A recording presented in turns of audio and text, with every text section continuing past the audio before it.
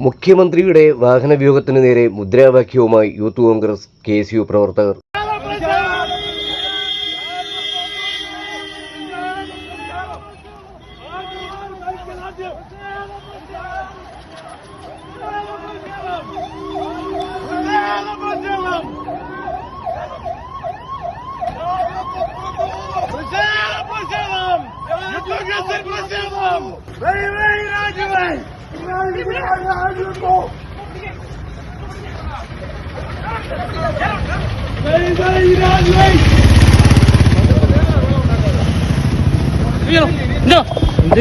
പത്തനാപുരം കല്ലുംകടവിലായിരുന്നു സംഭവം. ദിവസങ്ങളായി തലസ്ഥാനത്ത് സമരം നടത്തുന്ന ആശാവർക്കർമാരുടെ പ്രശ്നങ്ങൾ പരിഹരിക്കണമെന്നാവശ്യപ്പെട്ടാണ് പ്രവർത്തകർ മുഖ്യമന്ത്രിയുടെ വാഹനവ്യൂഹത്തിന് നേരെ മുദ്രാവാക്യവുമായി പാഞ്ഞെടുത്തത്. പത്തനംതിട്ട നിന്നും തിരുവനന്തപുരത്തേക്ക് പോവുകയായിരുന്നു മുഖ്യമന്ത്രി.